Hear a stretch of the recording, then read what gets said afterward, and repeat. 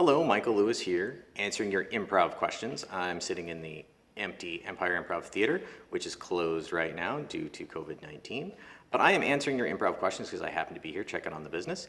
And the question that I'm addressing is how to deal with someone who's railroading or bulldozing a scene. Someone posted a meme of Michael Scott saying, in an improv scene, pulling out a mime improv gun and saying, "Nothing tops pulling out a gun," which is kind of a very Michael Scott move of trying to control what's going on in an improv scene. So what I'm going to do is I'm going to address 3 different ways you can deal with someone who's railroading, bulldozing, or kind of even all the way to ignoring you.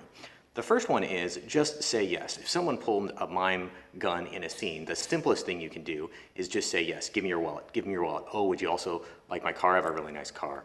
Oh, would you like my jacket? And just yes it super hard. And then hopefully they'll be like, oh, okay, I don't need to control the scene. I'll move along without that kind of need. So I think that's one way to do it. Just yes super hard. And then that gives you a little bit of agency. Then you're going to go, oh, okay, I'm going to keep yesing really hard, and that's what I'm doing, instead of like, oh, this person's just bossing me around. That's a way for you to kind of get a little bit of,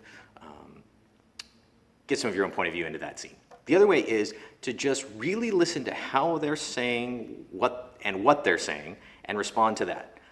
They may not be aware of exactly what they're saying or how they're saying it, but if you respond really genuinely to that, that is probably going to draw them back into the scene with you. I know for me, when I'm not paying attention to my scene partner or I realize I'm kind of lost, it's probably because I'm not engaging with them.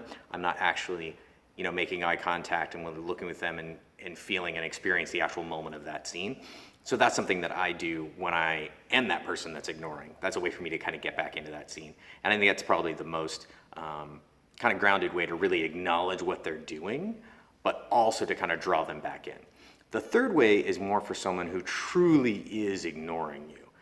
They do not respond to anything you do. Nothing you do on stage seems to matter. They're doing their own thing and you just happen to be standing next to them. The only way to really address that, I think, is to go quiet, make a silent choice in the scene, and the audience is going to look at you.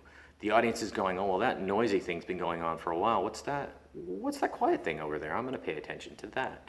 I watched it happen in a scene once where someone just pulled out a mime book and just started reading. The whole audience was like, what's going on?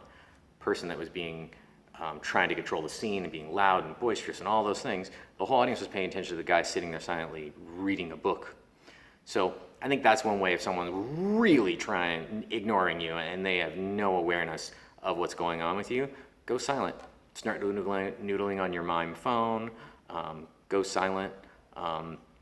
Those are all ways that they're not going to, you're going to end up getting focus that they may not want you to have, and hopefully it'll pull them back into the scene, and then you can respond to that. So those are the 3 ways that I think it's really can be effective to deal with someone who's railroading or bulldozing your scenes, to kind of give you some agency and give you some power back in the scene.